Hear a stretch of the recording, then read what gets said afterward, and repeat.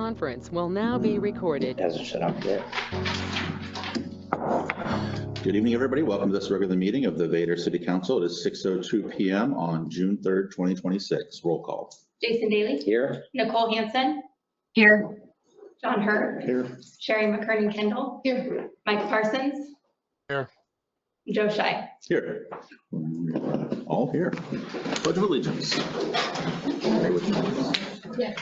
I pledge allegiance To the flag of the United States of America and to the republic for which it stands, one nation, under God, indivisible, with liberty and justice for all. All right, Mayor's report. McMurphy Park Cultural Resources Survey. RCO got done with their review and they forwarded it to the tribes for their 30-day review. That's been going for at least a week now, maybe 2 weeks. So hopefully we'll hear back very soon and then we can get moving on that bathroom project. McMurphy Park, the phase 2 RCO technical grant presentation. We're still waiting on feedback from our presentation so that we can make modifications to that based on the feedback. The final presentation will be in August, so there's still plenty of time. Outfall diffuser and lift station project. We are still working with USDA to get the grant application in. And so the engineering side of that's pretty, it's a pretty detailed application. So we're working with Civil West to get various aspects of our wastewater plant assets entered into that application. Water receivership, we're still working with Lewis County on the agreement details. DOH did respond last week, and basically what they're saying is it's between the county and the city. They have some recommendations, but they are recommendations only. And so we're still working with the county on the rest of that agreement. State Right 506 in Vader. We had a meeting, Councilmember Hansen and I were at a meeting last week in Winlock where we talked to DOT about the various aspects of transportation issues. And so we let them know about State Route 506. The road needs maintenance on the way into town here. And so they've added it to their maintenance plan so that they can get out here and get that taken care of. Loss prevention grant awarded. So we applied for a loss prevention grant through our insurance company and we were awarded that. And we will be able to get flashing pedestrian signs for the highway using that money. Wastewater treatment plant. Fiber internet line was installed down there. So we're scheduling the final setup with the provider so that we can move the wastewater plant over to a more reliable internet access. We've been having issues with CenturyLink, and then our operator isn't able to remote in to do remote operations. So that is a problem and we're fixing it. Annexation, a public hearing of the Vader City Council will be June 10th at 6:45. This is next week. It'll be a special meeting after the planning committee meeting. And annexation also, public hearing at Lewis County with the Board of County Commissioners on June 16th at 10 a.m. And the 6-year transportation improvement plan, the public hearing will be at our next council meeting here on June 17th at 6 p.m. Any council reports? Okay, moving on to agenda approval. I don't have any suggested changes.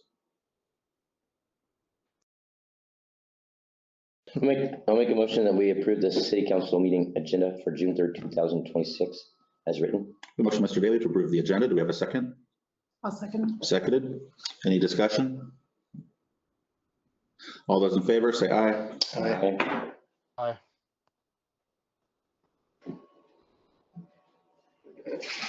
I think we heard from Nicole. Nicole? Sorry, I was fighting with my device, apologize. No problem. Any opposed? Motion carries. Minutes approval. Make a motion that we approve the city council meeting for May 20, 2026. A motion by Mr. Hurt to approve the minutes. Do I have a second? I'll second it. Seconded. Any discussion? All those in favor say aye. Aye. Aye. Aye. Any opposed? Motion carries. Voucher approval. I'll make a motion that we approve the city vouchers for the beginning of June 2026 for $37,019.69. A motion by Mr. Parsons to approve the Mr. Daly to approve the vouchers. A second? I'll second. Seconded. Any discussion? All those in favor, say aye. Aye. Aye. Aye. Any opposed? Motion carries. All right, special reports, Lewis County Sheriff's Department. I think Mr. Rubin, now that I think about it, he told me he wouldn't be able to be present this week, so we don't have that special report. So moving on to Lewis County Assessor, Ross Nielsen. All right, so this presentation is for the city itself, but it's also hoping for everyone to understand what the city does too, and what we have to deal with. And I'm going to start off with a couple quick questions, actually, while I hand these out. So question number one for everyone, and this is a raise your hand because we're not taking questions yet, but how many of you guys think that the assessor raises values to raise taxes? No one raised their hand. So that's what a lot of people think, that's what we do. Our job is to raise taxes. It's not. What the assessor does, uses values to cut the piece of pie correctly for everybody according to their value. The idea being the city has a budget. They submit the budget in December. And then the school district and the fire district and all of these taxing districts, the cemetery district and the county and the roads if you're outside of the city, they all submit budgets in December. And that budget is how much your house needs to pay a piece of. So the taxes themselves, if we raise the value on houses, it doesn't change that budget that's there for a tax code area. It doesn't change the budget of what the city has. The city submits a budget, we approve it. The only time we don't approve those budgets is if they ask for too much, past the statutory limit or something like that, we'll trim it back. That's the only thing that the assessor really does when it comes to that. And if anyone wants one of these, let me know.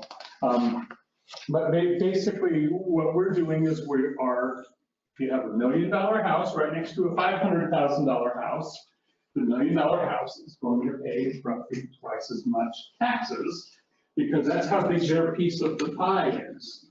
What is misunderstood a lot is that if everybody's value equally goes down, everyone says a 1, our values go down.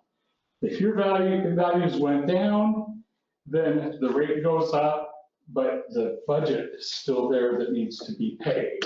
And if the values go way down, we'll be explaining that in here. So part of what we're explaining here is the relationship between value and your taxes. Because it's not a direct line. If we raise your value, your taxes don't just go up that percentage. Now, just so you know, that's what California does. So that's why we are different. Washington has a more conservative system where it's budget-based. Everyone has to submit a budget and be approved. So I'm going to let the master of levies, Brandon Rogers, take over and he's going to give the presentation. Would you rather have questions while you're presenting or afterwards? I'll take them after. Okay. That'll get everyone. Did you guys want me to stand up there? Yeah, if you want to stand up here.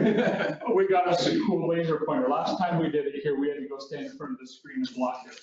So this will be way better. All right. My name's Brandon. I'm with the Lewis County Assessor's Office. I work in levies, and we'll just jump right into the levy process. And Bill, change screen for me. Go down.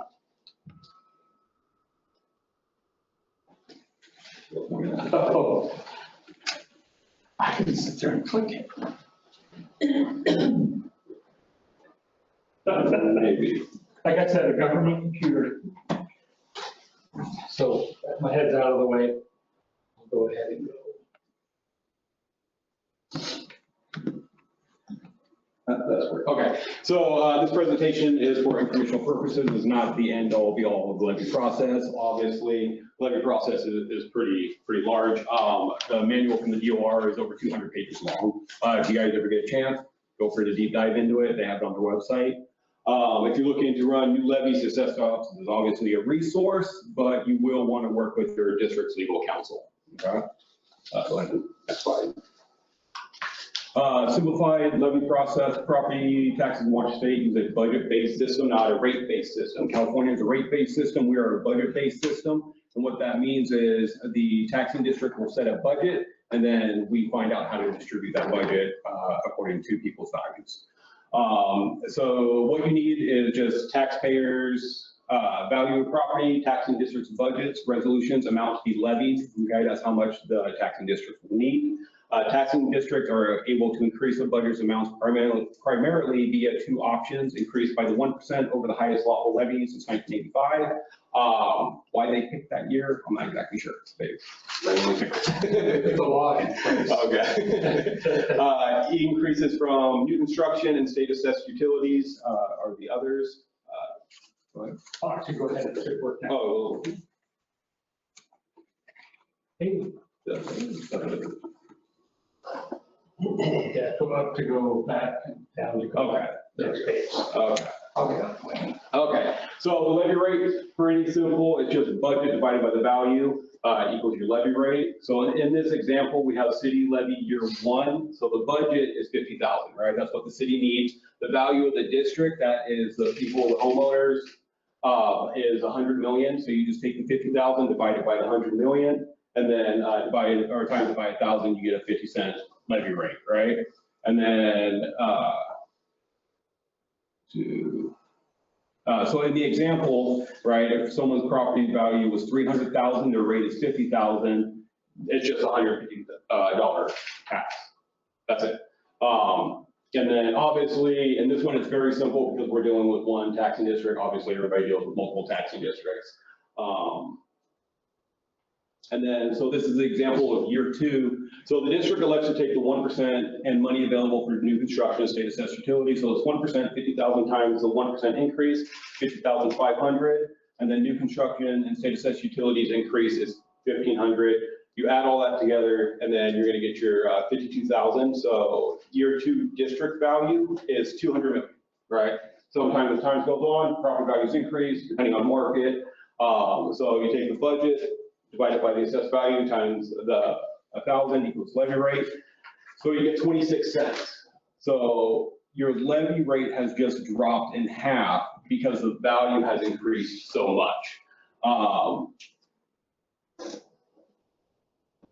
And then, so it goes from only up to $156, right? So in the second year, it only increased for taxes for the second year by $6.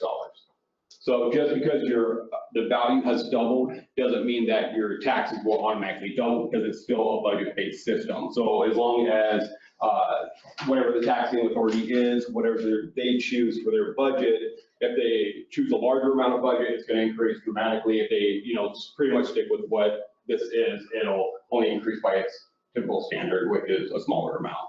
And so this is kind of an example of what we've done is we've put into basically 3 years what happened from 2000 to 2005 to 2009, where everything doubled in 5 years. And that happened just a few years ago, basically from 2000 to 2024, pretty much everyone's value doubled, and that was based on sales. But you'll notice that the taxes didn't necessarily double.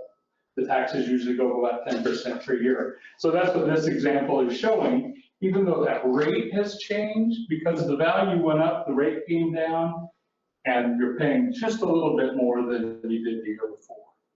So sorry about that. No, that's great. Yeah. There we go. Okay, so here we go. Catastrophe strikes the housing market. Elects to take the 1% and no money available from new construction and state assessed utilities. So it's just the same formula. And then your budget, highest lawful, 52,520, your district 3. Now, remember the housing market had a catastrophe, so now the value of the district is only $50 million. So you take that, you get your levy rate at $1.05. And then, so this is the third year during a housing crisis, you get $1.05, even though before it was 50 cents. It was Or 50 26, cents, sorry, at the then it was beginning, 26 cents. and then And now it's now because the $1.05. values went down, it's up to $1.05. Yeah.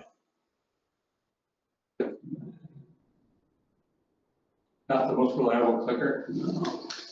Yeah, I keep pushing two buttons at one time. This is the taxpayer's bill. Property value is $150,000. The rate is $1.05, and then it's only $1.57.5. And then, so the value this owner pays is only $1.50 more than year two.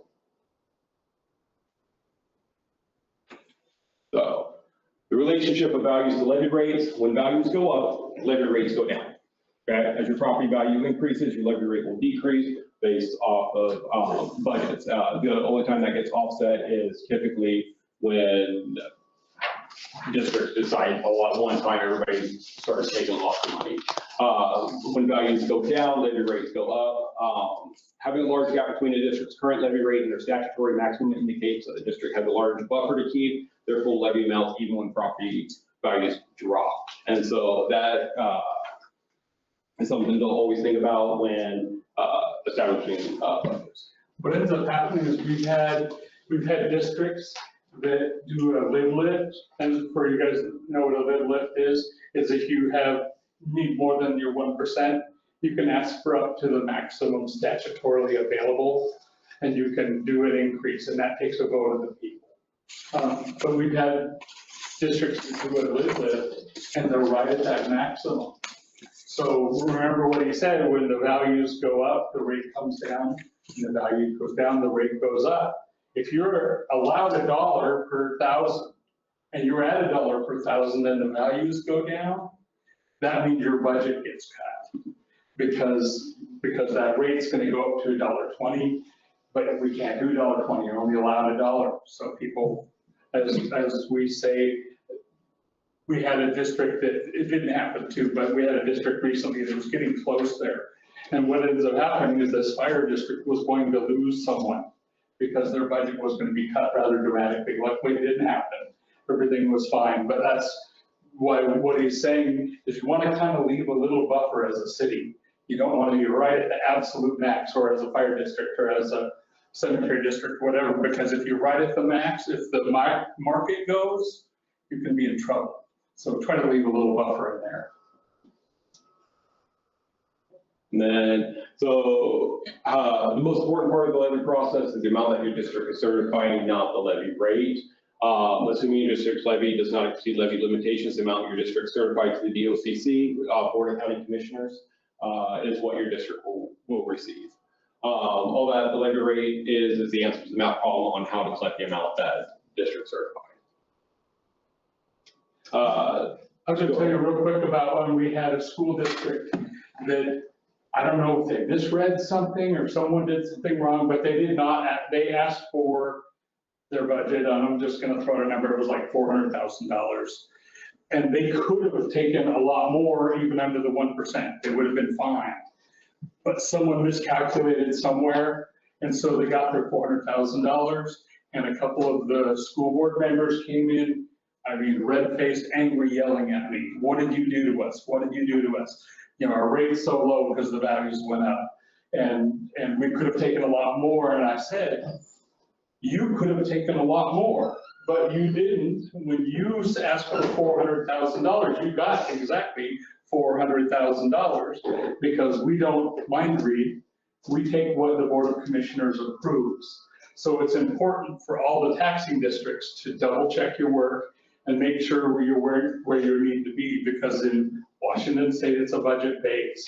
And so they undershot horribly and ended up having to lay off a bunch of paraeducators and I think a teacher just for that year. The next year they were able to, you know, do it correctly. But like I said, they were yelling at us when it was their math that was wrong. So we're not responsible for errors. We try to catch them if it's an obvious error, but when it comes to what your budget is, we don't know if you're, you know, the city's having a good year and they're going to take less this year, or if it was a mistake somewhere. So I just want to emphasize that it's really important that you guys be in charge of that people. And then on this slide is just kind of giving an example of how 3 taxing districts will overlap each other, creating multiple TCAs. Lewis County has 172 TCAs, 59 taxing districts, 6 joint taxing districts. I can actually just put up to 7. And then a large portion of taxing districts have multiple levies. So typically you have fire, EMS, some type of bond. And a great example of a tax code areas is I live up on South Military. And as you drive down South Military, you're in Winlock School District, then you're in Toledo School District, then you're back in Winlock School District, and then you're in Castle Rock School District as you go down that road. So each one of those is going to be a different tax code area.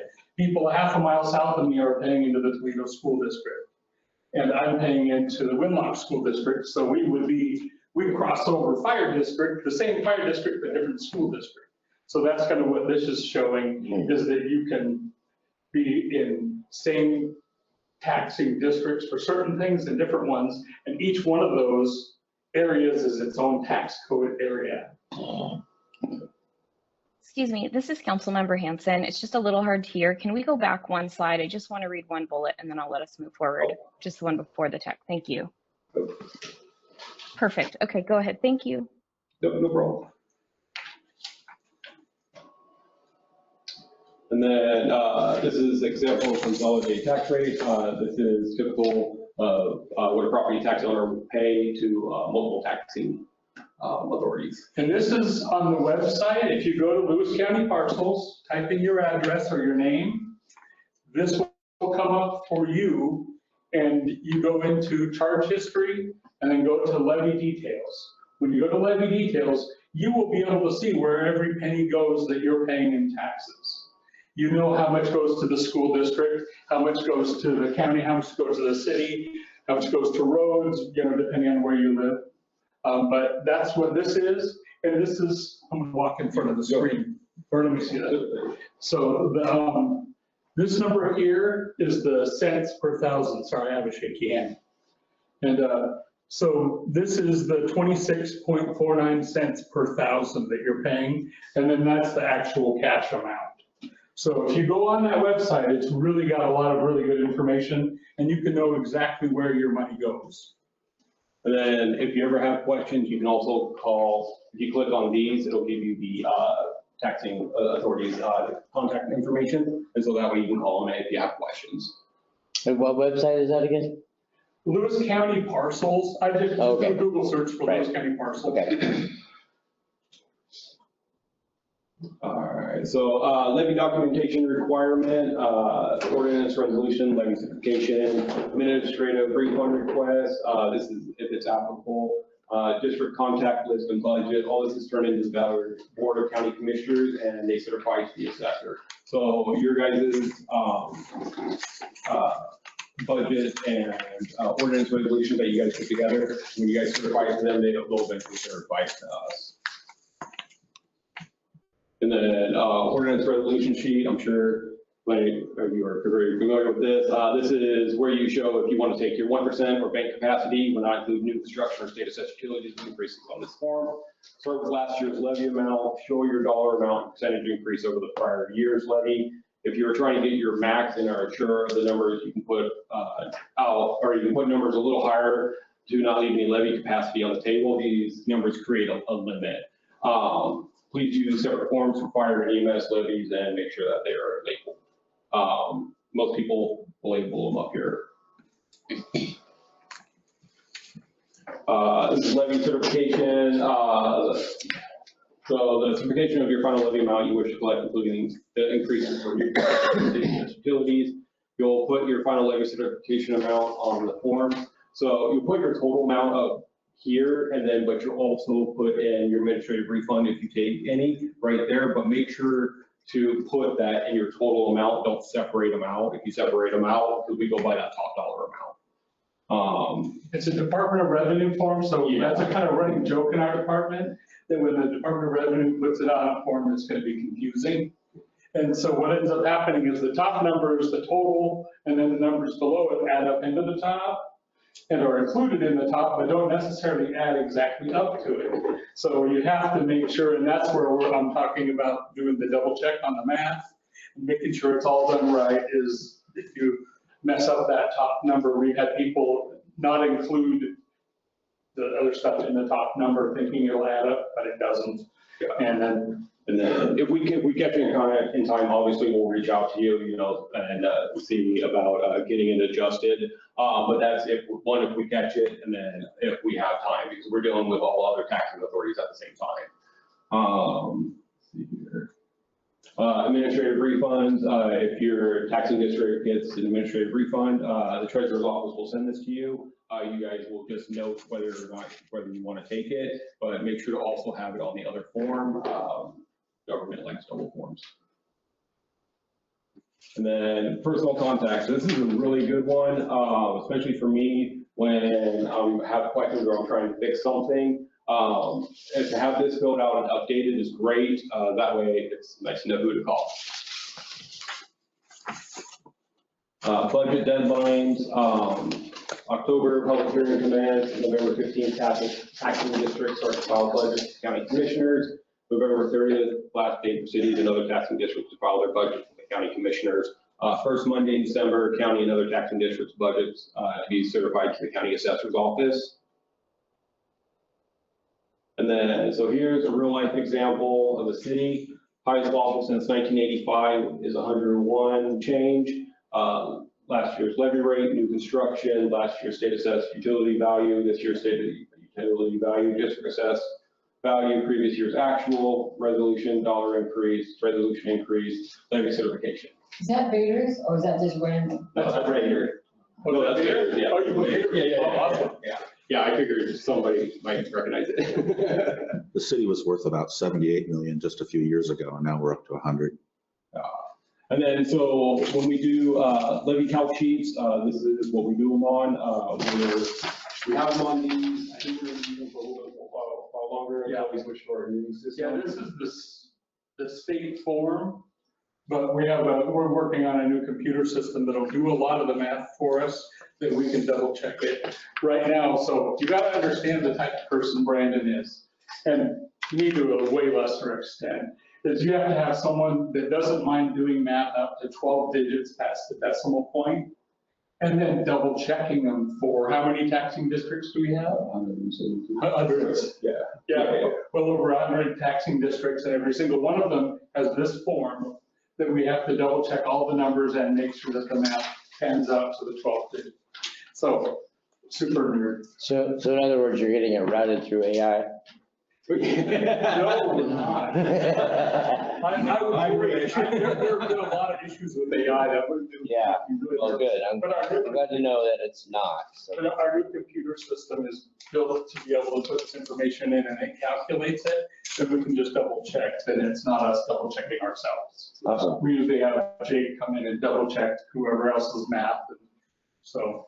And then, so a lot of this information is new information you guys have given us, and then also from last year's information, we'll combine them into one sheet, and then as you work your way through the sheet, as you go all the way down, right in here, it's really hard to see, but that is your guys' levy rate. 0.9424, well, a whole bunch of numbers. Yep. And we gotta make sure they're right all the way to the end. Wow. I do hope you guys did learn something. If you guys do have questions, this is my number and my email. Feel free to reach out. I'm happy to help anybody with any questions that they might have. Does anybody have any questions? This is Councilmember Hanson. I have several questions when we have time. Saturday did change. No, it's still 1%. Still 1%. Yeah, we're working on legislation to increase it to, depending on which bill you looked at, it was 2, 3, and unlimited. And luckily they all failed, so we're still 1%. Ms. Hanson, you had some questions. Thank you. So I'm trying to be thoughtful about the strategy between these numbers. In theory, we can increase the budget for the city without increasing the property tax, as long as we're also increasing the value of the district. And I'd like to estimate those numbers for our city for the next couple of years. But to do that, I need to understand the timing of some of the numbers. So we have lots of new construction happening. When does the new construction become part of the value of the district?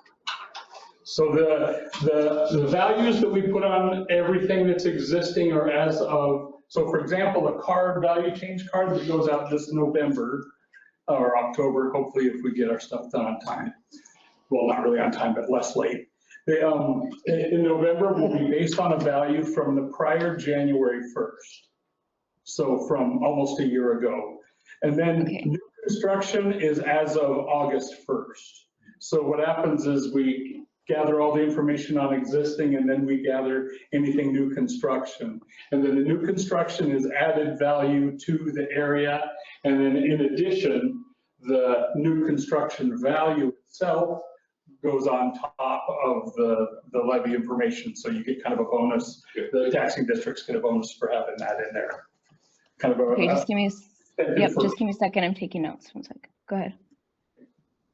Okay, and I did leave a packet, by the way, Ms. Hanson, on your desk here so that you can have the paper copy of the PowerPoint.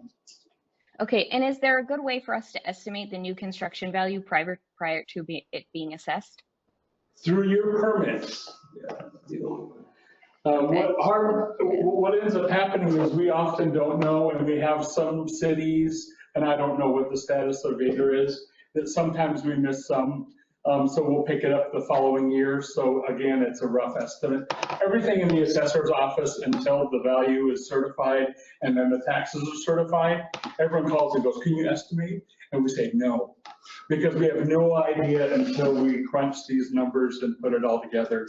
But like I said, probably the best way for a city is to look at the receipts of the new construction. And then hope that we got copies of all of those permits and we're able to add the value. And then you also have to adjust that a lot of times the permit value may not match the actual value. So like I said, it's there, but it's a loose thing. Okay, perfect. And then we're considering annexing properties from the UGA. Do those properties come in at the new construction rate or do they come in the annual rate for the January assessment? They come in as of the January. So if you have it done before August, it'll go in, that value will be added, but it'll be the value, well, whatever new construction's in there will be added as new construction and the rest will be added as regular. It'll just add to the value. So. And we get I just want to clarify, I think you said this, we get the new value of the district every November? Roughly. We're very non-committal. So technically, we're supposed to do what's called a double roll. We're supposed to do about July, do a roll for the non-new construction, and then work on new construction. But due to staffing and 29-year-olds computer software, we've had it done mid-November, which is horrible. But we try to get it well before the due dates that are listed. So our goal is like beginning of October. So, but yeah, that's, like I said, we're just doing a single roll because that's all we have the ability to do. And we get it done as soon as we can. Perfect. Thank you so much. Thank you for your patience too. I know there's a little bit of a delay online, so thank you for your help. Bob has his hand raised. I'll fix them online. So you can kill our screen if you want. It's all right. Mr. Goff, you have a question? Yeah, the property that's being annexed, how does the property tax work with that? Is it going to be less or more? I think people want to know that. Thanks. That is the $10 question that we won't know until it's added to the tax code area, because it's going to change. It's going to go from being county and paying county roads to being city and being part of that. So we don't know until it's done how it's going to actually pan out. And I'm not just trying to be vague and be a jerk. We really honestly don't know, because I've had times where I'm like, well, I didn't expect that. And nobody wants to hear that after the fact. Does the districting stay the same though, or is that going to change? So see, it'll change. What will happen is if you live in that area, your tax code area is going to change. And what will change, your school district will probably stay the same. Yeah. And everything stays the same, but what's going to change, instead of paying county roads, you're going to pay city. And what the difference is, I don't know for sure. So We've looked at it, and the county roads levy is more than the city levy. And so, and also the city isn't part of the Timberland Library District. And so folks in the UGA will have an overall lower tax rate than they do in the city than they do at the county. So overall, their taxes will go down. Awesome. So what he said, but I'm not going to commit to it because. I was going to say, because you're non-committal. No, anyway. but I actually, your city is pretty good about knowing what's going on. There are some that are really clueless, so I'm glad you guys are on the ball. Thank you. I'll take one. So any other questions? We tried to go fast, and that was a lot of information really fast. So I welcome anyone to come into the office if you want to learn more about it, if you want to learn how we value any of that stuff. People call all the time and they get me on the phone because I'm there in the office answering the phone. You don't have to call and make an appointment with someone's assistant, whatever. Just call and I'd be glad to sit down with you and go over your property, make sure your information is correct, and let you know kind of how the process works too. And spread the word. Anyone else that has questions, let me know. I have a question. So when we submit our levy, the ordinance resolution and levy certification documents to you, we have to make some calculations on there. We calculated what we have. Obviously, we know the fixed amount the city is asking for, but there are some other numbers on there that we kind of have to calculate. Do you all double check that at all? Make sure our math is correct? We'll take a look at it if we have time. We hope that everybody fills it out correctly. But yeah, if we catch it.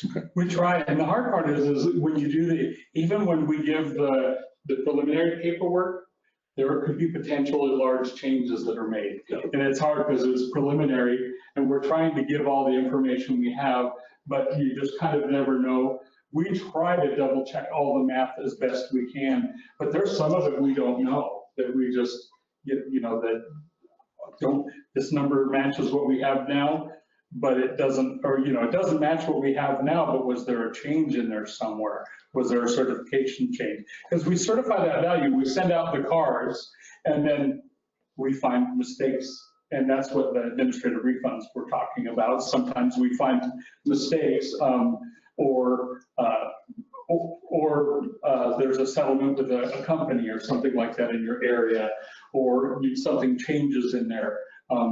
So there will be some changes, but we absolutely do our best to try and make sure that any corrections we can catch. And we also try to call and say, did you mean to do this?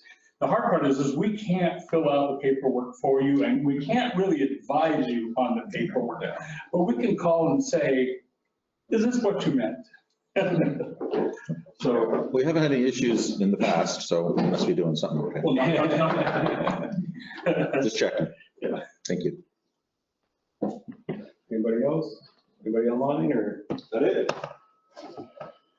Well, thank you guys very much for having us, and thank you for not throwing anything. That's awesome. Well, all the books are behind you, so. That's right. I made sure that no one wants to ruin a book. Awesome. Well, thank you. And like I said, please don't be shy if you have questions. And that goes for the city and also for the public. So we're glad to help. A lot of people think you're going to get targeted or we're going to be mean or something, but I promise we're not. So.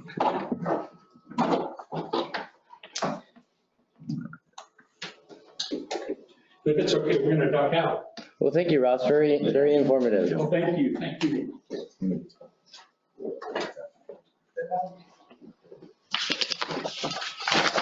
And Brandon, thank you. Oh, thank you.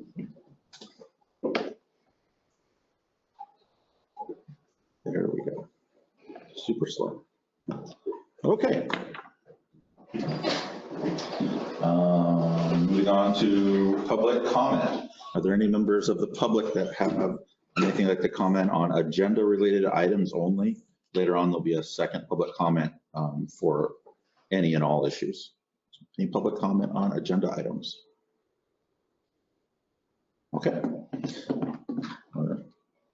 Making make sure no one's online doing the hand raising thing. No, okay. Okay, moving on to city business. Item number 1, council to discuss the 2026 UGA annexation with city planner, James Eager. James. Yeah, thank you. Can I just get screen sharing? Oh, perfect. It just came up.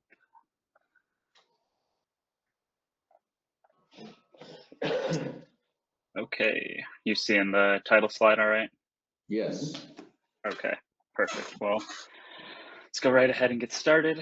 Of course, I'm here to talk about the 2026 annexation of most of Vader's urban growth area. Happy to take questions and comments at the end. I don't know if that's okay, outside of a formal public comment period. But I think if folks have questions, and certainly if council members have questions, I'm happy to answer them. So starting with, kind of reframing the whole conversation, not reframing, just reestablishing that sort of foundation.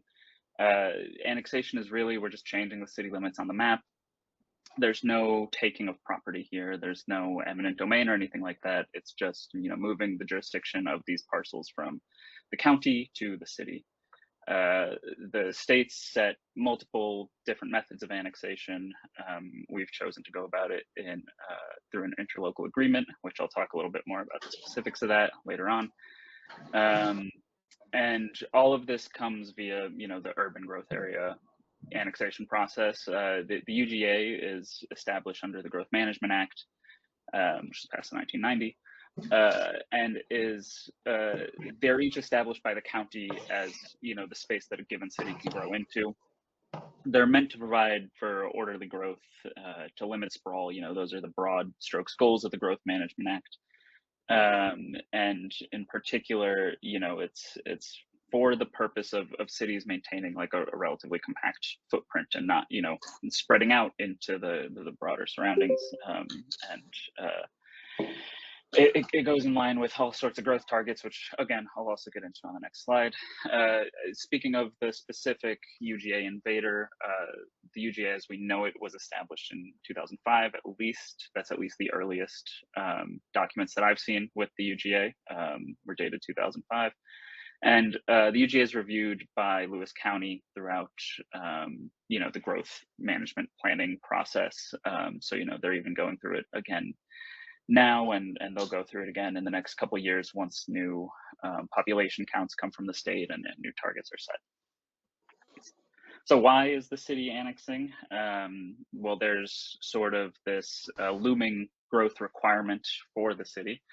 And that's really, it comes down via state and county targets.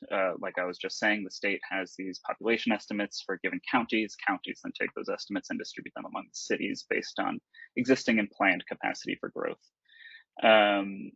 These are 20-year targets. You can look at the chart in the top right of the slide. That's what population target was set for Vader as of the last planning process. And in the bottom are the housing targets, which get a little more technical into affordability and things like that, which, just think of it as we have a certain amount of space that we need to use to meet the targets that the county has set for us. And the UGA is the only place that we can grow into, really. And it is also worth mentioning that these targets are set with the UGA in mind. So if we were to not annex the UGA at any point, we were to just let it eventually let the county probably get rid of it.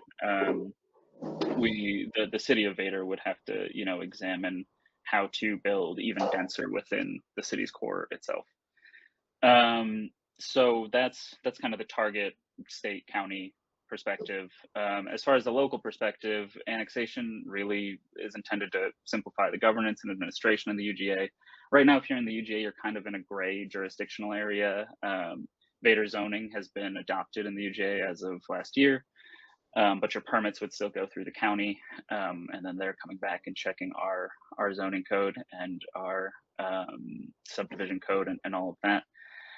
But once you're annexed, you also get a city vote, and your taxes are, at least a portion of those property taxes are coming back to the city to be spent in accordance with city programs and goals and things like that, as opposed to the county. And annexation in general follows the long-term growth vision that the city's established. We went through a comprehensive planning process last year and a half-ish. And one of the goals, one of the key goals that we really wanted to keep in there was the one that I've quoted here, which is to pursue annexation of the UGA consistent with the countywide planning policies. And that's very much what we are intending to do here. So here's a couple of maps, one just big context, and then a few zoomed in with the parcels highlighted in specifics. You'll notice there's just one or two small changes from the map earlier, and that's just because after negotiation with the county, we removed a couple of parcels just to to put a pin in them and say, well, we'll revisit these when we revisit the urban growth area conversation in the next couple of years. Yeah, this is all through, the negotiation with the county. These are the final parcels that are in the legal description, that are in the survey and everything, that are to be discussed at the public hearing next week. You'll also notice on these maps, maps and GIS aren't perfect representations. They're not a survey, but I do really want to mention that the roads will stay county owned and county maintained, particularly West Side Highway, Winlock, Vader, and South Military. The roads coming into the city are just that little stretch of Annanin at the top, and the roads inside of the Enchanted Valley subdivision. There are some questions about, what happens when the urban growth area cuts through a parcel.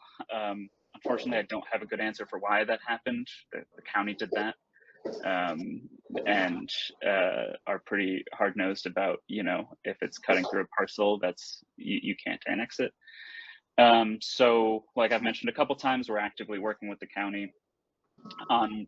Right now, we're talking about what's called a UGA swap to clean up some of those areas and retain some area in the UGA for future annexation, and get rid of any parcels that just can't be annexed by the city. If you are here and you live in one of those split parcels, please reach out to city staff. There are a lot of considerations when it comes to the UGA swap and what parcels we might be able to pursue or not pursue as part of future UGA.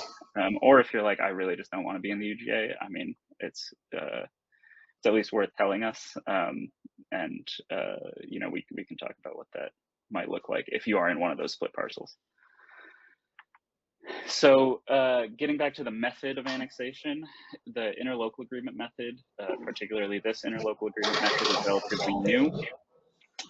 It came about in 2020 for Code Cities. Relatively few cities have actually used this method so far. So we are blazing relatively new ground in the state of Washington. It requires, some coordination with the county. We each have to pass resolutions to start negotiating the ILA in the first place. We need to tell the fire district that that's happening. The fire district needs to tell us if they want to be part of the ILA or not part of the ILA. And the ILA itself, the actual agreement, details the specifics for annexation, what happens with infrastructure, what happens with, especially if there have been any recent investments in that infrastructure that are now going to be city owned. Thankfully, Vader's process was fairly straightforward, partially because the county is going to maintain those roads that we talked about, and because outside of that, there really were no other major projects that the county's funded in the past, 10 or so years in Vader. And when it comes to actually adopting the ILA, I'm sure many of you know, there are public hearings with the county and with the city. We have posted notice in the paper for several weeks. It'll be a total of 4 weeks before the hearings. And then after the ILA is approved, provided that it's approved, there will be an annexation census. And that's a pretty straightforward process that, if the ILA is approved, you'll all receive more information about that in the near future. As far as Vader's specific process goes, this project kicked off in December 2024. That is when the city council first heard from me about the topic anyway, and first directed myself and, with the support of city staff, to pursue annexation of the whole UGA. And we're still, this is sort of phase 1 of that goal. Phase 2 is the UGA swap, and phase 3 is the second annexation, I guess, if you will. We had the first public meeting discussions in April and August. That is when the resolutions were passed to negotiate with the county. The first resolution was passed in April, and the county asked us to revise it. So we passed the second one in August. And then we're having a discussion today, June 3rd, ahead of a hearing on June 10th. So even bigger picture timeline, we had the project kickoff, we studied what annexation would look like, what kind of methods were available to us and what would be beneficial. A lot of that happened in meetings with the county and their planned growth committee. And then as we get into, through the summer of 2025 into the fall, that's really when we started negotiating with the county, and that centered around boundaries, around infrastructure, around zoning and things like that. And then those negotiations finally settled in May, when we scheduled these hearings and started providing notice of those hearings in the local paper. And those hearings, again, are scheduled for June 10th next week, and then 16th with Lewis County, and provided approval of the interlocal agreement. Again, the census and finalization with the State Office of Financial Management will happen in the months to come.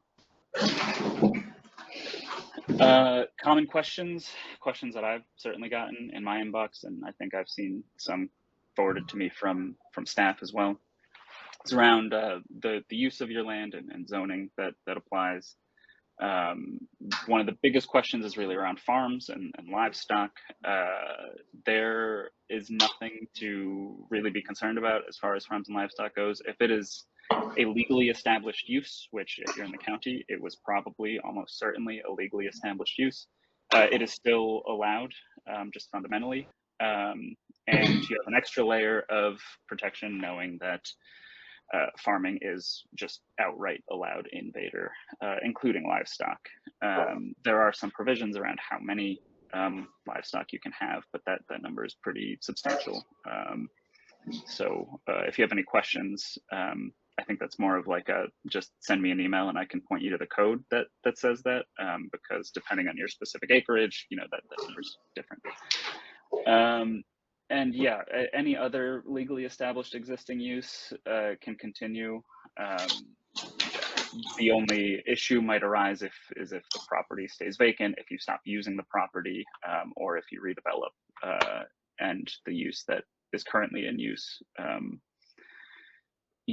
you want to go back to that use, I guess is what I'm trying to say. I don't anticipate that being a problem based on what uses are currently happening in the UGA. From my understanding, it's residential, it's agricultural, there is a small amount of commercial use. All of the uses that I am aware of are allowed in Vader, or at least conditionally allowed, and in general, that there is nothing to worry about. If you have any specific concerns, if you have any specific uses that you're wondering about, please reach out to city staff, because I would say 99.99% sure that there's not going to be an issue. I do give myself that 0.01% just to not be totally definitive, but almost any use that you're currently doing in the UGA is going to be allowed, because I assume nobody's building rockets, and I mean like spaceship rockets, not like little bottle rockets or anything like that. So and yeah, again, Vader zoning has been applied in the UGA since September. I know there have been some issues raised or concerns raised that folks didn't know about that. Unfortunately, that was a decision made by the county, not by us, so I can't really speak to the lack of notice there. But as soon as you're in the city, any changes to your zoning, the notice will come from the city directly, and you'll be able to speak to city staff directly about any changes that you have concerns about or want to provide input on. Other big issue is taxes and costs. In most cases, your property taxes, your total sum of property taxes should go down. Particularly, I'm just going to point to the two parts of the levy that are falling off, which are the county roads and the Timberland Library. Right now, or as of the last year that we have the numbers for, that tax amounted to $1.40, about $1.46 per $1,000 of assessed value. Those are now coming off your tax roll and being replaced by the City of Vader levy, which is almost 50 cents cheaper per $1,000 of assessed value. If you want more information on that, we do have an FAQ on the city's website that kind of goes into, I think it gives like an example of what that might look like for your given property. So feel free to check that out as well.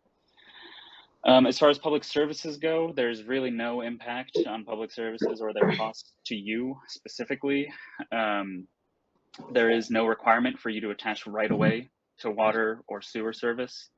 In addition, if water or sewer service is expanded and comes, closer to your property and you decide to redevelop, like that is when that comes into play. And I will let you know that the requirements for that are the same in Vader as they are in the county.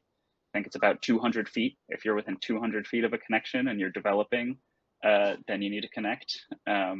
But there are no plans to, at least in the near, future, to expand the sewer or water service to annexed areas that don't already have them. The Enchanted Valley area is already on the water system, but not sewer system, and the stretch of Winlock Vader Road is not on either of them right now. And again, the roads will stay maintained by the county. Okay, so where can you review any documents? If you scan the QR code, it'll take you to the webpage on the city where all the documents currently are, including notices, including the interlocal agreement itself, and you can take a look at that. Lewis County's meeting materials will be posted at the website I have linked there. They usually post a bit later, like the day before, but I know that they have drafts somewhere on their website. And frankly, the documents are the same, so you can just check it out on Vader's website. And when and where can you share your comments? How can you share your comments? There's the meeting information for the council meeting. It is next Wednesday at 6:45, so right after the planning committee meeting. And you can attend in person, you can attend remotely, you can submit written comments, and you're more than welcome to submit written comments and I guess read them at the meeting if you want, or just have them submitted into the record for consideration. And it's the same with the Lewis County Board of County Commissioners. They have an in-person meeting at the historic courthouse in Chehalis, and they'll post their link at least a day before. They also take written comment. I should have put the email on here, but if you just go to the same website for Lewis County above, the commissioners' agendas and calendar website, it has information on how to submit written comments to them as well. I'll leave this up just in case folks want to scan the QR code or just type in the URL. But if there are any questions, comments, concerns, I'm happy to take them in. The mayor is also, I think, well read and well in the know on all things annexation, so he might be able to answer many of them as well. But yeah, we'll open the floor up. Hey, James, John Hurt, I got two quick questions for you. First one, you're saying that the county is going to take care of the roads, but if they're not getting the road tax anymore because they're in the city of Vader, where are they getting the money to maintain those roads? Second one is, if we do approve this annexation, when does the county push it out further for further consideration? Making the UGA bigger. I see. Okay. So the first question about the roads, just to provide a little context, it was the county's decision to keep the roads. Their public works folks wanted to do that to keep the boundaries cleaner. And where they're getting the money from is presumably their existing tax base. Maybe the assessor can speak to that a little bit more than I can. But that was their decision. They're going to keep the roads and maintain them. In the future, if we are to take in any roads, the county's position is that the city should take in the road as part of the annexation when the city's taking in property on both sides of the given road. So that is the reason why You know, it's just that little stretch of Annanin and those few roads down in Enchanted Valley that we're taking in, but not the larger collectors and arterials. So not a perfectly clean question to your, or answer to your question about where's the county getting the money from. But unfortunately, I do think that is more of a question for their public works folks who made that decision. Second part of your question about the process for adjusting the UGA. I'm going to change from making it bigger because we're not actually allowed to make it any bigger without a much more stringent, you know, review. And like there are a lot of requirements, a lot of state statutes, a lot of procedures that come into play if we want to make the UGA bigger. What we're currently talking about is doing a UGA swap, which means all that acreage that's in the UGA that the county doesn't want us to annex right now, that is the maximum amount of acreage that we can adjust, basically. So if we have, let's say it's more than this, it's closer to like 80 or 90 acres, I think. But if there's 10 acres left in the UGA and we can't annex it, we're allowed to look at 10 acres that are contiguous to Vader currently. And there are also a bunch of requirements for, you know, what we can and can't take in and things like that. Like we can't just take in a bunch of critical areas. We can't take in land that is deemed, you know, special agricultural areas or land that's specifically set aside for county agriculture. I don't know all of the requirements off the top of my head, but I can provide a more detailed response to you directly if you'd like. But in general, you know, that's what we're working on with the county right now is examining, you know, we set out about a dozen study areas contiguous to Vader. And we're looking at, you know, what makes sense, what doesn't make sense. You know, there's this 80 or 90 acres that you're not letting us annex. Where can we find maybe not the full 90, but, you know, 85 acres that you'll let us work with? James, would it be a fair thing to say is that if we were to create an expanded UGA from where we are now, that it's a multi-year process? That would be very fair to say. There are a lot of moving parts. There are a lot of kind of conditional things that need to happen because, you know, the county wants to, I think my understanding is that they want to wait until we get the new population estimates from the state, and then we can take a look again at the growth targets and what makes sense. So that part itself is like another year, and then, you know, talking about adjusting the UGA. And with that process, again, like there will also be hearings, opportunities for public comment, all sorts of outreach that we can do to keep people aware and in the know. James, this is Councilman Parsons. Just a little clarification on the roads again. They're not taking care of like all the roads like in Enchanted Valley. They're just taking care of the main artery roads, correct? Yes, yeah. Sorry, I've said the roads a few times, but I really do just mean those, yeah, the few major arterials and collectors, as in, yeah, Winlock, Vader, South Military, West Side Highway.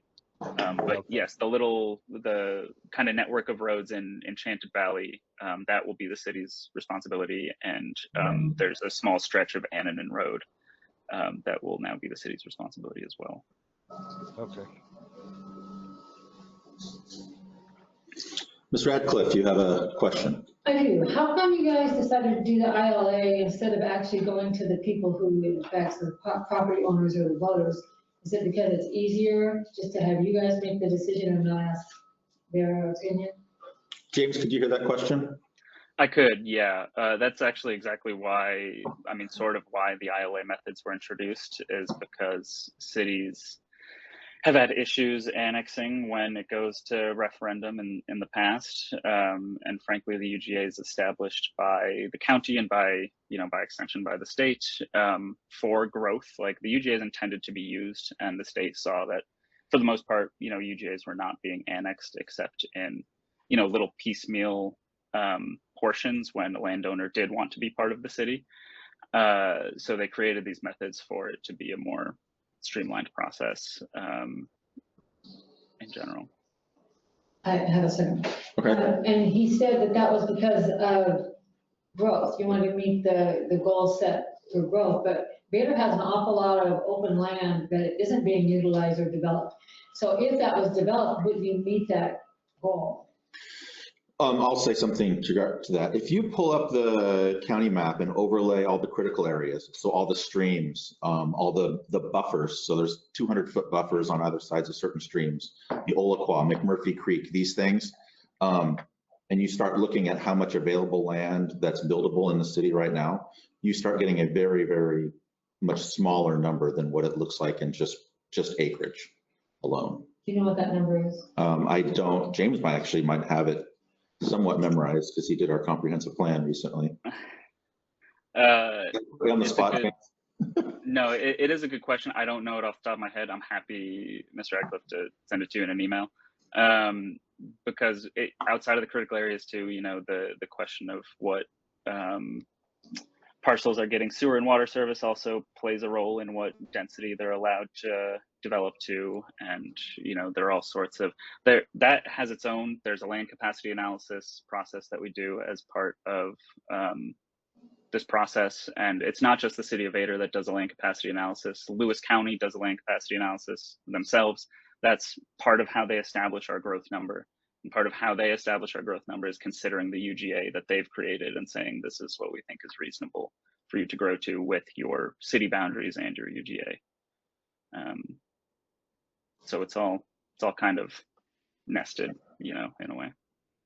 So you didn't actually think you could get the property owners to agree with it, so you decided the ILA was easier.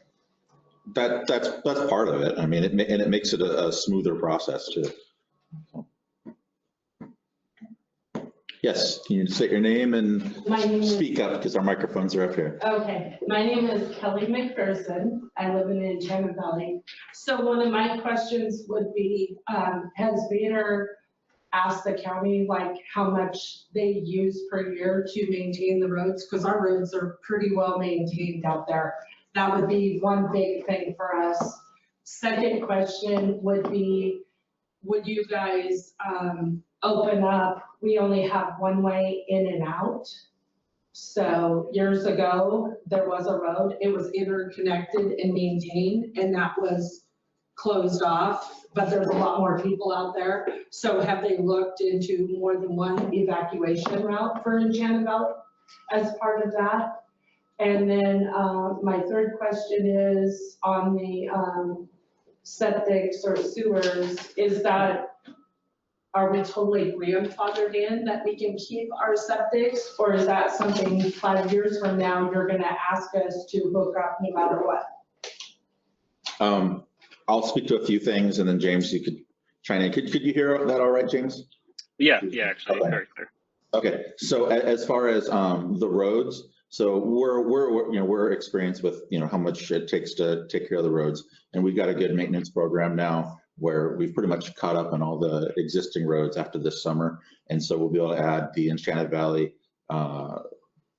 road into the mix. And so we can make sure it's getting the proper amount of maintenance. So that won't be a problem. As far as have you guys asked the county what's the cost per year, so you guys know in your budget every year how much they have used financially to redo our roads? We haven't asked that.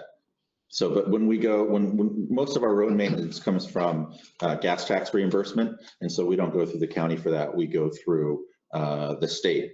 And so the Transportation Improvement Board has monies available, and we get an engineer to do an assessment, we get the current value, and then we put in for a grant, and then we get X amounts of hundreds of thousands of dollars to take care of the road. As far as opening it up, we've had that conversation, you know, taking that barrier down between the Enchanted Valley area and the city of Vader, and opening that up, and then also getting Park Street fixed up. So it's a good path into the city so that the two areas can be better joined and be better partners than what they are right now. So we've talked about that too. And then as far as the, you know, in 5 years, would you be forced to be on city septic? And the answer is, could a city force you to hook up to septic? I've seen horror stories where cities have done that, where they've built the infrastructure right up to the homes and said, you have to hook up. I've seen that happen. Not around here, but I've seen it happen. So there is no movement. There's no to do that, and in our city code doesn't allow that. So we'd have to change the code to allow to force you to hook it up. And not only that, we'd have to run millions of dollars worth of infrastructure through Enchanted Valley, and that's not happening right now either. And so, One time before, they did ask, and their proposal was like 15,000 to hook up, and people out there, we said no way. right, yeah, our hookup fee for sewer is half that, but I've heard cities build the infrastructure and then divide it out by how many homes and then just charge you the hookup fee, and it's tens of thousands of dollars. So that's the nightmare stories that I've heard. There's no movement on that. We have people that live in the city limits right now, right on here on 10th Street, that are on septics, that are within 250 feet of the current line, and we don't make them hook up.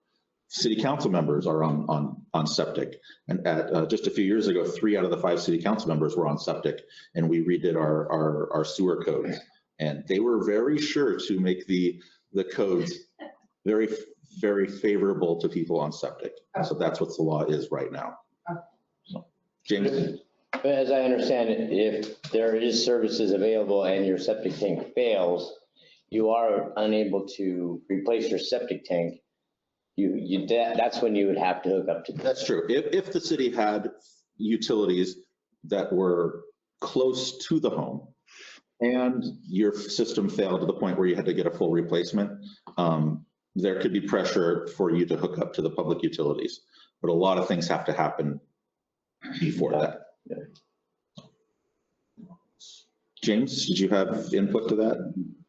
The only thing I would add is Lewis County and Vader's code, as far as, forced hookup, is the same when it comes to redevelopment. So that's like only if you're subdividing your land into, like, let's say 8 lots. It's the same standard between the county and city. And again, I think the most important thing in this instance is that there really is no immediate plan to run sewer service out to Enchanted Valley or all the way up Winlock Vader. And I think the flip side of that is that there's nothing that's preventing the sewer utility from expanding, even though you're not in the city limits. I mean, you're already on the water system and you're not in the city limits. So the UGA doesn't really, or being in the city limits doesn't really change that situation a whole lot. Good questions. I'm glad you're here. Yeah. More questions? Got a question. If if a developer comes in and wants to do something UGA, is that through Lewis County and not the city? Do they have jurisdiction over large development roads and not the city? Thank you. Right. Right now, if you are trying to develop, whether that's a building permit or a subdivision or land use action in the UGA, a right-of-way permit, whatever it is, that does get processed through the county. Like I was saying earlier, this does kind of get into a gray area where it's getting processed by the county, but following Vader's regulations as far as zoning and land use go. So while for a while the county had their own zoning in the UGA, they are now, if you're in the UGA now, you're subject to the city zoning code and city's minimum densities and relevant standards and all of that sort of thing. But it is all being processed by the county. James, I thought land use stuff did go through the county, but individual building permits came through the city. I thought that was the new agreement that passed. Oh, is that what the final version of that agreement was? I think that's what that flow chart says. So any land stuff would go through county, of course, with city oversight as well. But I think the building permits themselves come through the city with city inspections. Yeah, they do have to send us the permits. Although there's only been a couple to my knowledge. I don't think I've seen that many. Yeah, it hasn't been for very long. So yeah. So the UGA is already working with the city on certain permits. The county has already talked to us about code enforcement issues in the UGA as well.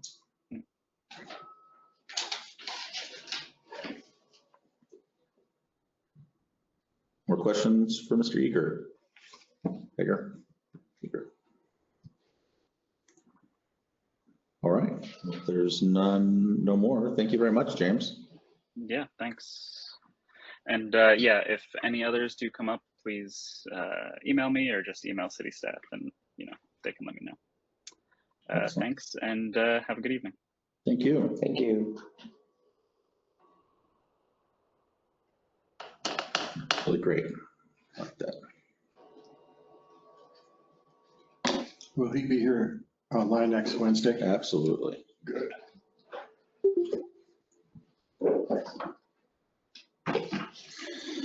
All right, where were we? Item number 2, council to consider granite construction contract for a TIB grant work. So this was the Chip seal. Good segue. This road work is funded through the state TIB grant, which is our gas tax coming back to us. We went out to bid. Granite Construction was the lowest responsible bidder. The engineers, Civil West, have looked at it. TIB has looked at it. And so here is the contract that will get them going. So we're looking for an approval from City Council on this contract. So I'll make a motion that we approve the granite construction contract for TIB grant work. Good motion by Mr. Daly to approve the contract. Do we have a second? I'll second it. Second, Mr. Hurt. Discussion.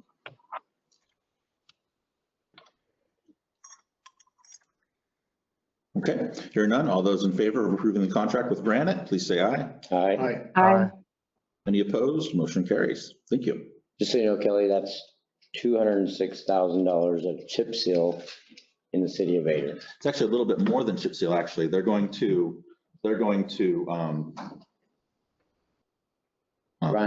grind the road surface down to nothing, re-level it, and then rebuild the road. So it's not just a chip seal, it's rebuilding the road. Is that awesome? It is in the city limits, so it's currently in city limits. When is that going to begin? When the weather soon, yeah, probably after 4th of July, we'll start it up. That way we don't have these roads torn up and we've got all the people in town. So right here this summer soon. Okay. Excellent. Moving on to item number 3, council to consider 4th of July fireworks insurance, porta potty rentals, and plaque purchases. So you should have all that in there. The insurance company finally got back to us today with that, and it's well within our established budget for 4th of July. So. Yes, Ms. Radcliffe. What is the budget for 4th of July? So the city budgeted overall for cultural events in the city. So this would be for Christmas, 4th of July, Help May Day with their insurance of $10,000. So that's our overall budget for the year for all those events, including fireworks and all that. That we also got a grant from Lewis County to help with fireworks for an additional $5,000. And so we have roughly $15,000 as a whole. But generally we try to stay under 10-ish for the 4th of July event. So you're thinking it's about 10,000 for just the 4th? It's going to be a little bit more because the fireworks were 6,800-ish plus porta potties and the insurance and stuff. So it'll be a little over 10. Is it, on the return on investment, is it pretty close? I mean, for what you take in? No. No. Not at all. It's not a money making venture. Celebration, give back to the city. Yep. Yeah, no, it's for it's a festival and party for our residents. It's not a money making venture. The money that you do bring in for convention vendors or the car show people, do you know what that is? And Well, it helps lower the cost some, but it's I don't know, ballpark it? 1,000-ish. Do we know how much we estimate coming in from the vendors and car show and all that? Almost $5,000 last year. It was right around. So close, half. So it's not nothing, but it doesn't cover the whole cost. Okay. No. Never mind. So we're looking for a motion to approve the I'll make a motion that we approve the fireworks insurance, porta potty rentals, and plaque purchases for the 4th of July. A motion by Mr. Daly to approve the costs. Do we have a second? I'll second it. Second by Mr. Hurt. Discussion, questions?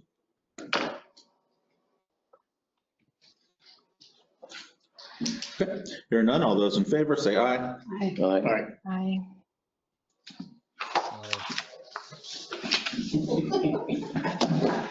Any opposed? Motion carries. I'll take it. All right, public comment on any items tonight? Any public comment tonight? See where they got me, so I'm not going like this. Oh. Yes, Mr. Joslin. I'd like to just see how kind of I'm a little disappointed in the 4th of July. I was originally the first person to start this whole committee, and now I was on vacation last week, and I saw another post about another car show. And now it seems, and no offense to anybody, and I'm gonna probably tick a lot of people off, but like I said, I started this. I came to city council, I asked about getting this started. And now it seems like we're competing against each other. It seems like people are not, the whole 4th of July is supposed to be for the people to celebrate everything. And it seems like it's got to be, people can't play in the playpen. And they're being very childish, and have been childish. I was on it and things were going good and I got busy and things were rolling and I got kind of pushed aside and I didn't care because it was going good. And I wasn't done, and I saw above that as far as it was for the people. I wasn't gonna try to put my opinions and how I felt in to make it go backwards. Everything was going good, so I was just gonna step aside. And now it just seems like it's a child game. And I'm very disappointed in everybody that has been involved with it and is involved with it. I think city council should have taken the reins or had some type of representative. I don't know how this is going to go next year. I have my opinion of, and I'll keep that to myself, of how it's going to go next year. I've talked with some of the city council members about this because I have learned in my 56 years, sometimes I speak before I get correct information. So I always want to try to learn of what's going on before I speak up, especially in public. And some of the city council people that I've talked to have agreed with what I've been saying and talked with them. So if there is any type of event next year, which I deeply hope there is, because I truly love this 4th of July, and I have a lot of people coming, friends, family coming to my house this year, and I'm extremely excited about it. And tomorrow's a month away. So I hope that we do this again next year. And if we do, that we not try to think about ourselves and think about it for the city of Vader. Because I think that's how it's gotten. We've had people have gotten some big heads and can't play correctly in the playpen. So hopefully that will change next year, and hopefully this event will come off good this year. But anyway, like I said, I couldn't handle it anymore and I had to speak up, so. Thank you. Okay. More public comment? Anyone online? Any city council comments tonight?